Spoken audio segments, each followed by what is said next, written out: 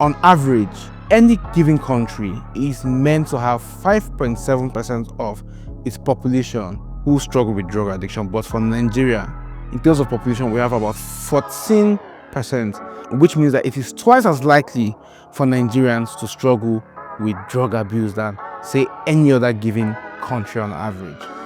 This just simply means that on a global scale, Nigerians are more likely to suffer from drug addiction. We've seen the likes of tramadol, the likes of codeine, the likes of cannabis, and all of these things abused over time.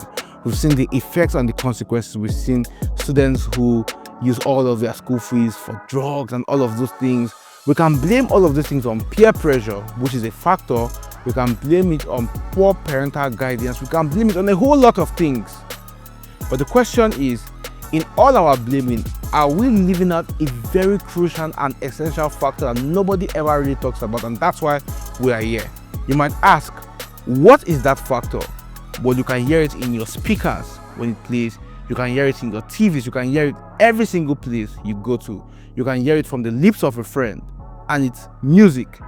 Not just music, but pop culture music.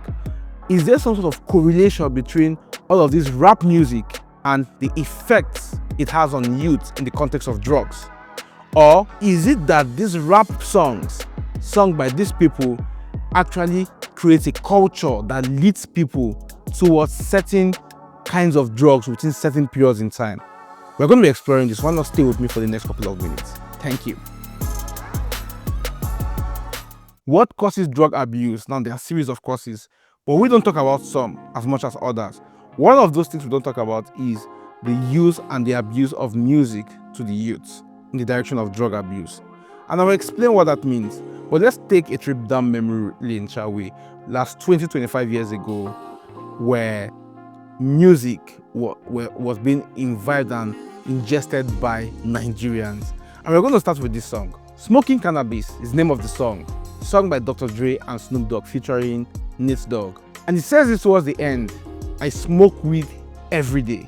This was just a song that spoke about partying. We saw the women, we saw the smoke and all of those things. And then they're trying in a very subtle manner to just impute that we smoke, we do all of these, we smoke weed, put it here and there. It wasn't as bold, but they tried to put it here and there. Okay? And of course, it was a catchphrase, a symbol of, okay, oh, this is what we do, Sha, you are invited. Okay, this is what sounds cool. All of those things. And we saw Nigerians imbibe that song. And back then in the early 2000s, it's very important to note this. Smoking weed, some people did it, in the 90s or so. But if you smoked weed or you smoked, there was this disdain and stigma that people used to look at you, which sometimes can be a good thing, because stigma, disdain, all of these things can bring about shame. And the good thing about making people have shame is that they are not as bold to come and speak about what is shameful, and so it doesn't turn into culture. So that's the good side of it, okay? Although there's a bad side, but that's the good side of it. To protect other people so that these people don't turn what should be shameful as cultural and influence other people by virtue of culture.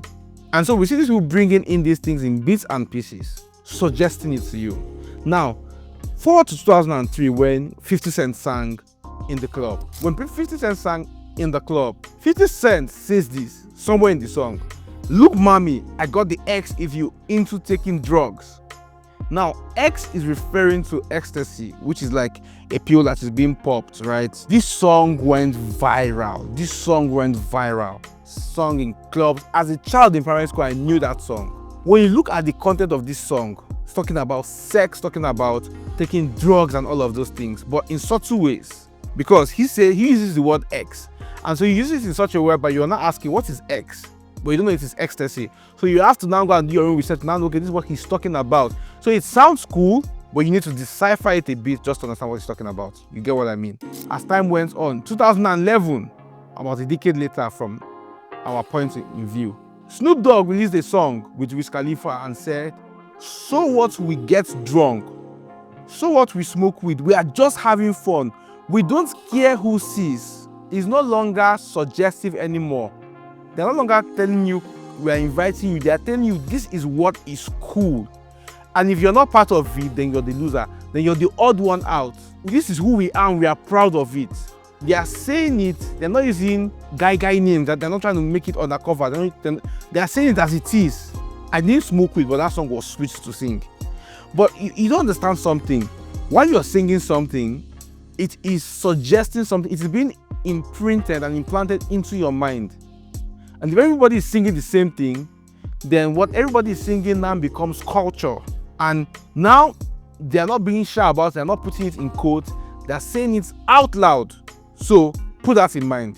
As time went on, towards 2007 and so, someone came up called Lil Wayne, and Lil Wayne was very bold, about his message. And over time, towards 2010, 2011, Lil Wayne, you'll see him with a wrecked styrofoam cup, always, trying to drink something. You see him drink Tiger, Rick Ross, all of those guys, all holding a cup. And guess what? That became culture. To the point that when you now go to parties in Nigeria, they're always holding red cups. Prior, they were not doing that. So you can see the influence down the line. Now, in one of the Wiz songs, he says this. The song is sung in 2007.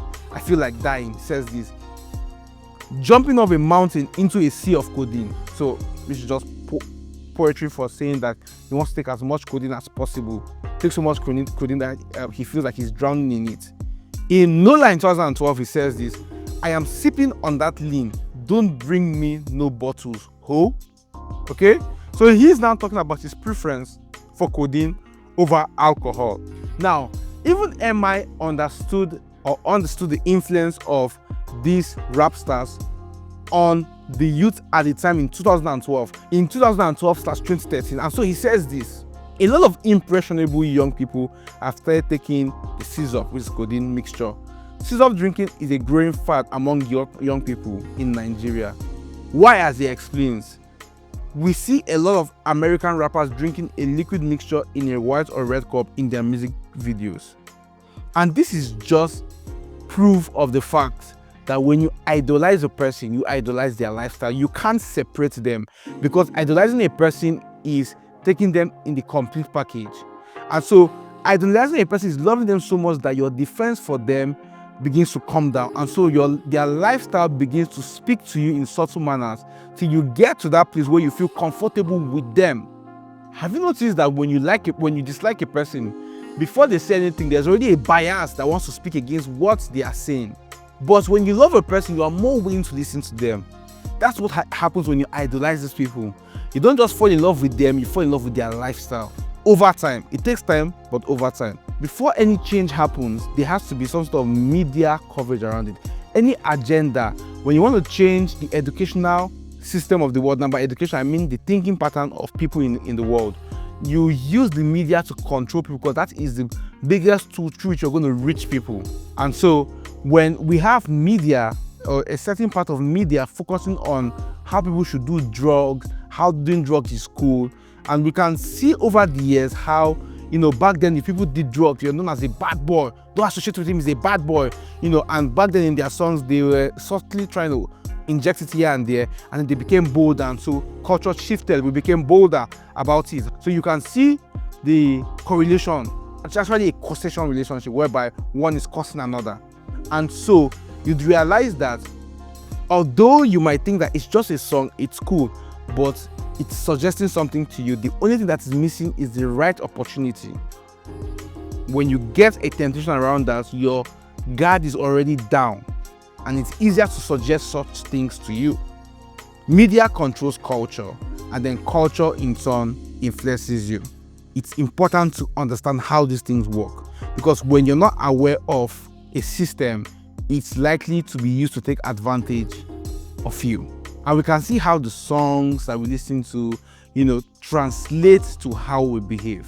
In conclusion, if you want to stop your drug addiction, one thing you must watch is the music you're listening to. If you don't want to get into drug addiction, one thing you must also watch is the music you listen to. Quick story before I close. A lady reached out to me last year, says she's suffering from depression, scared, suffers from fear and all of these things, fear of death, all of these things. And I asked her one question. Who do you listen to? Just let her ask her this question. Music. Your favorite artist, guess who she said? Billie Eilish. Now, Billie Eilish is someone who has the depression on that song and all of those things. In fact, I feel like when I hear Billie Eilish, I think the first thing that comes to my mind about brand is depression. And there are people that connect to her song on that basis, right? But they connect to her on a depressive state and stay in that depressive state. And you're someone that is experiencing depression, you listen to her song, of course you can't get better. In fact, her songs might just be taking you deeper down that hole. This is proof that what you listen to influences you more than you even know. So just pay attention to that. Now, if you don't subscribe, you might never see this content again. So if you loved this content and you watched to the end, I'm sure you loved it. Please subscribe. And don't forget to like, share, and comment. It helps more than you know, pushes my content to help as many people as possible. Okay? Thank you so much for staying this far with me. See you next week. Bye.